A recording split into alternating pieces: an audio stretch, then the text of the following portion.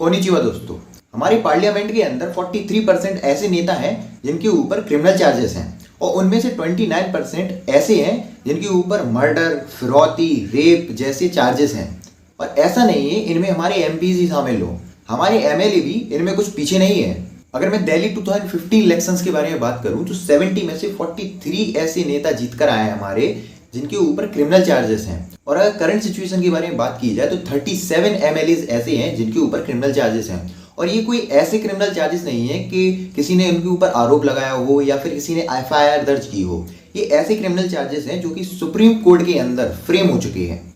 ये प्रॉब्लम तो बहुत ही छोटी सी है कि पार्टी क्रिमिनल्स को टिकट ना दे और लोग क्रिमिनल्स को वोट ना दे, लेकिन इस छोटी सी प्रॉब्लम के पीछे लड़ाई चल रही है 1999 से और अभी तक इसका कोई सॉल्यूशन नहीं निकला है। 1999 में association for democratic reforms ADR ने क्या किया कि जो भी क्रिमिनल्स है पॉलिटिक्स में उनके अगेंस्ट इन्होंने एक पीआईएल डाली दिल्ली हाई कोर्ट में और उसको एक्सेप्ट भी कर लिया गया। जब दिल्ली हाई कोर्ट ने पीआईएल को एक्सेप्ट किया था ये चीज वहीं खत्म हो गई थी। ये जो नेता लोग हैं ना जिन्हें हम सब जिताते हैं, इन लोगों ने पीआईएल के अगेंस्ट एक सुप्रीम कोर्ट में अपील दर्ज की। जब सुप्रीम कोर्ट ने भी इनकी अपील को खारिज कर दिया तब हमको वो देखने को मिला जो हमको या आपको आज तक देखने को कभी नहीं मिला होगा। ये सारी पार्टियां एक हो गई। जब हमारे देश में कोई रेप केस हो जाता है तब भी ये पार्टियां एक दूसरे के साथ खड़ी नहीं होती हैं। जब हमारे देश में कोई भी दूसरी कंट्री के खिलाफ अगर वॉर चल रहा हो, भले ही वो उरी अटैक हो, भले ही वो सर्जिकल स्ट्राइक हो, तब भी ये पार्टियां एक नहीं होती हैं और ये सारी चीजें एक जगह आके फंस जाती हैं।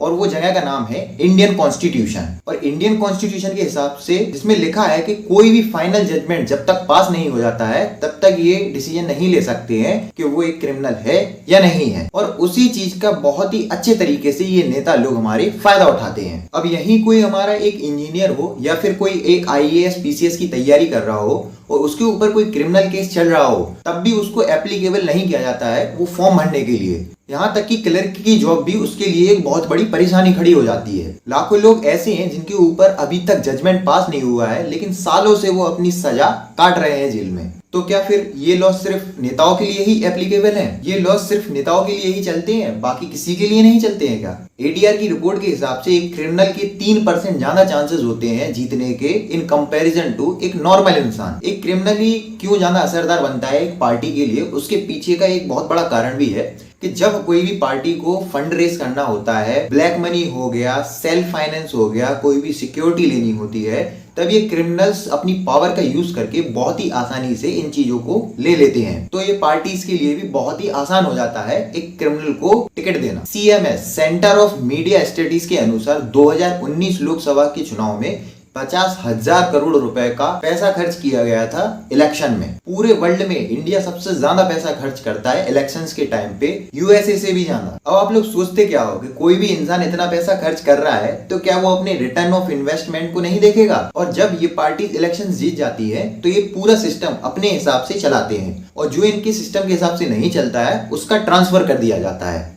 144 पुलिसमैन सिक्योरिटी देते हैं 1 लाख लोगों को और वहीं दूसरी ओर पॉलिटिशियंस में 47,000 पुलिस ऑफिसर सिक्योरिटी देते हैं 14,842 नेताओं को। अब इंडिया सिर्फ एक ऐसा देश है जहां पर पुलिस को देख के लोग डरते हैं। 75% लोगों को तो पुलिस पर बिल्कुल भी भरोसा है ही नहीं। अब आप में से बहुत से लोग सोचेंगे कि अब इसके बारे में हम कर ही क्या सकते हैं। आप लोग बहुत कुछ कर सकते हैं। जितना टाइम आप अपने फोन में रील्स को स्क्रॉल करने में लगाते हैं उतना अगर आप इलेक्शन के टाइम पे इलेक्शन देने से 5 मिनट पहले अगर रिसर्च में लगा दें कि जो भी कैंडिडेट्स हमारे इलेक्शन में खड़े हो रहे हैं उनके कोई क्रिमिनल रिकॉर्ड्स हैं भी या नहीं, और जिसके क्रिमिनल रिकॉर्ड्स हैं उसको तो हमें वोट देना ही नहीं है, और फिर अपनी रिसर्च के अनुसार सही वोट सही कैंडिडेट को ही दें, क्योंकि हर नेता क्रिमिनल नहीं होता। धन्यवाद।